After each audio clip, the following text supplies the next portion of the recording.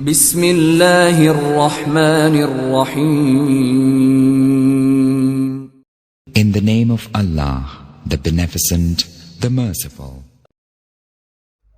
اس حادثہ دل فگار کی خبر صحابہ کرام رضی اللہ عنہم میں فوراً پھیل گئی اور ان پر دنیا تاریک ہو گئی۔ قریب تھا کہ وہ اپنے حواس کھو بیٹھتے۔ چنانچہ کوئی دن اس سے تابناک اور بہتر نہ تھا جس میں رسول اللہ صلی اللہ علیہ وآلہ وسلم مدینہ تشریف لائے تھے، اور کوئی دن اس سے زیادہ طریق اور کبیر نہ تھا جس میں آپ صلی اللہ علیہ وآلہ وسلم نے وفات پائی۔ صحابہ کرام رضی اللہ عنہم رو رو کر اس طرح آہیں بھر رہے تھے جیسے حاجیوں کا شور برپا ہو۔ ادھر حضرت عمر رضی اللہ عنہ کھڑے ہو کر مسجد میں فرما رہے تھے کہ رسول اللہ صلی اللہ علیہ وآلہ وسلم اس وقت تک وفات نہیں پائیں گے جب تک کہ اللہ تعالیٰ منافقین کو فنا نہ کر لے، اور اس شخص کو قتل کرنے کی دھمکیاں دے رہے تھے جو یہ کہے کہ آپ صلی اللہ علیہ وآلہ وسلم وفات پا گئے ہیں۔ صحابہ کرام رضی اللہ عنہم ان کے گرد مسجد میں حیرت اور غم کی تصویر بنے موجود تھے۔ جب حضرت ابو بکر نے صبح کو آپ صلی اللہ علیہ وآلہ وسلم کے مرض میں کمی دیکھی تو سکھ میں واقع اپنے مکان میں چلے گئے۔ انہیں آپ صلی اللہ علیہ وآلہ وسلم کی وفات کی خبر ہوئی تو اپنے گھوڑے پر سوار ہو کر آئے اور اتر کر مسجد نبوی میں داخل ہوئے۔ لوگوں سے کوئی بات نہ کی، سیدھے حضرت عائشہ رضی اللہ عنہا کے حجرے میں گئے۔ رسول اللہ صلی اللہ علیہ وآلہ وسلم کا قصد فرمایا۔ آپ کا جسد مبارک دھاری دار یمنی چادر سے ڈھکا ہوا تھا۔ انہوں نے چہرہ مبارک کھولا، اسے چوما اور روئے۔ پھر فرمایا، میرے ماں باپ آپ پر قربان، اللہ آپ پر دو موتیں جمع نہیں فرمائے گا۔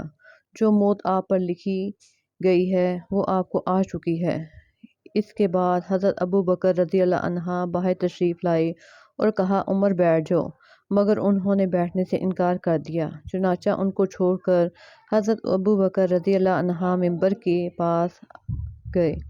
حضرت ابو بکر نے فرمایا، اما بعد، تم میں سے جو شخص محمد صلی اللہ علیہ وآلہ وسلم کی پوجا کرتا تھا تو وہ جان لے کہ محمد صلی اللہ علیہ وآلہ وسلم کی موت واقع ہو چکی ہے، اور تم میں سے جو شخص اللہ کی عبادت کرتا تھا تو یقیناً اللہ ہمیشہ زندہ رہنے والا ہے، کبھی نہیں مرے گا۔ اللہ کا ارشاد ہے، محمد نہیں ہے مگر رسول، ان سے پہلے بھی بہت سے رسول گزر چکے ہیں، تو کیا اگر ان کی موت واقع ہو جائے یا وہ شہید کر دیے جائیں تو تم لوگ اپنی ایڑیوں کے بل پلٹ جاؤ گے؟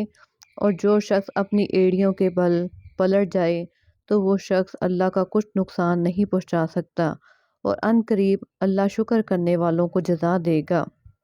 حضرت ابن عباس رضی اللہ عنہ کا ارشاد ہے، واللہ ایسا لگتا تھا کہ لوگوں نے پہلے جانا ہی نہ تھا کہ اللہ تعالیٰ نے یہ آیت نازل کی ہے، یہاں تک کہ سیدنا ابو بکر رضی اللہ عنہ نے اس کی تلاوت کی تو سارے لوگوں نے ان سے یہ آیت اخذ کی، اور تب میں نے جس انسان کو سنا تو وہ اسی آیت کی تلاوت کر رہا تھا۔ حضرت عمر رضی اللہ تعالیٰ عنہ کا ارشاد ہے، واللہ میں نے جو ہی حضرت ابو بکر رضی اللہ عنہ کو یہ آیت تلاوت کرتے ہوئے سنا تو جان گیا کہ یہ برحق ہے، پس میں ٹوٹ کر رہ گیا، حتیٰ کہ میرے پاؤں مجھے اٹھا ہی نہیں رہے تھے، اور میں زمین کی طرف لڑک گیا، اور میں جان گیا کہ واقعی نبی کریم صلی اللہ علیہ وآلہ وسلم کی وفات ہو چکی ہے۔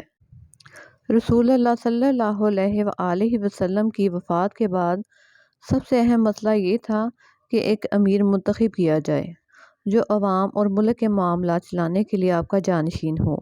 حضرت علی بن ابو طالب یہ سمجھتے تھے کہ وہ جانشینی کے زیادہ حقدار ہیں، کیونکہ وہ نبی کریم صلی اللہ علیہ وآلہ وسلم کے خاص قریبی تھے۔ چنانچہ وہ اور حضرت زبیر نیز بنو ہاشم کے کچھ لوگ حضرت فاطمہ رضی اللہ عنہا کے مکان میں جمع ہوئے، جبکہ انصار نے اپنے میں سے ایک امیر منتخب کرنے کے لیے ثقیفہ بن ساعدہ میں اجتماع کیا۔ باقی مہاجرین حضرت ابو بکر و عمر رضی اللہ عنہا کے پیچھے ہو لیے۔ حضرت ابو بکر و عمر ثقیفہ بن ساعدہ تشریف لے گئے، ان کے ساتھ حضرت ابو عبیدہ اور دوسرے مہاجرین بھی تھے۔ وہاں مہاجرین و انصار میں بحث و گفتگو ہوئی۔ انصار نے اپنی فضیلت اور استحقاق کا ذکر کیا۔ حضرت ابو بکر نے فرمایا، آپ لوگوں نے جس خیر کا ذکر کیا ہے آپ لوگ واقعی اس کے اہل ہیں، لیکن عرب اس کاروبار حکومت کو قریش کے اس قبیلے کے سوا کسی اور کے لیے نہیں جانتے، یعنی وہ قریش کے سوا کسی اور کی حکومت تسلیم نہیں کریں گے۔ وہ عرب میں نسب اور گھرانے دونوں لحاظ سے افضل ہیں۔ پھر انہوں نے حضرت عمر اور حضرت ابو عبیدہ کے ہاتھ پکڑے اور فرمایا، میں آپ لوگوں کے لیے ان دونوں میں سے کسی بھی ایک کو پسند کرتا ہوں۔ اس پر انصار کے ایک آدمی نے کہا، ایک امیر ہم میں سے اور ایک امیر آپ میں سے۔ اس پر بہت شور ہوا، آوازیں بلند ہوئیں اور اختلاف کا خطرہ ہو گیا۔ اسی وقت حضرت عمر رضی اللہ عنہ نے حضرت ابو بکر سے کہا، ہاتھ پھیلائیے۔ ابو بکر نے ہاتھ پھیلایا اور عمر رضی اللہ عنہ اور مہاجرین و انصار نے بیعت کر لی۔ منگل کے روز نبی کریم صلی اللہ علیہ وآلہ وسلم کو کپڑے اتارے بغیر غسل دیا گیا۔ غسل دینے والے افراد یہ تھے: سیدنا عباس، سیدنا علی، سیدنا عباس کے دو صاحبزادگان اور آپ صلی اللہ علیہ وآلہ وسلم کے آزاد کردہ غلام شکران، سیدنا اسامہ اور اوس بن خولہ رضی اللہ عنہم۔ حضرت عباس رضی اللہ عنہ اور ان کے دونوں صاحبزادے آپ صلی اللہ علیہ وآلہ وسلم کی کروٹ بدل رہے تھے۔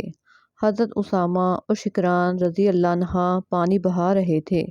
حضرت علی رضی اللہ عنہ غسل دے رہے تھے اور حضرت اوس رضی اللہ عنہ نے آپ صلی اللہ علیہ وآلہ وسلم کو سینے پر ٹیک رکھا تھا۔ رسول اللہ صلی اللہ علیہ وآلہ وسلم کو پانی اور بیری کے پتوں سے 3 بار غسل دیا گیا۔ پانی گرس نامی قباء میں واقع حضرت سعد بن رضی اللہ عنہ کے کنویں کا تھا۔ آپ صلی اللہ علیہ وآلہ وسلم پینے کے لیے بھی اس کنویں کا پانی استعمال فرماتے تھے۔ پھر آپ کو 3 سفید سوتی یمنی چادروں میں کفنایا گیا۔ ان میں کرتا اور پگڑی نہ تھی، بس آپ کو چادروں میں لپیٹ دیا گیا۔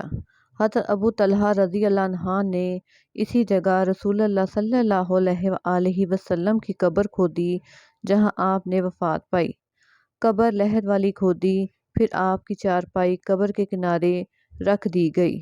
10 صحابہ کرام اندر داخل ہوتے اور فرداً فرداً نماز پڑھتے، کوئی امام نہ ہوتا۔ سب سے پہلے آپ صلی اللہ علیہ وآلہ وسلم کے خانوادے نے نماز پڑھی، پھر مہاجرین نے، پھر انصار نے، پھر بچوں نے، پھر عورتوں نے، یا پہلے عورتوں نے پھر بچوں نے۔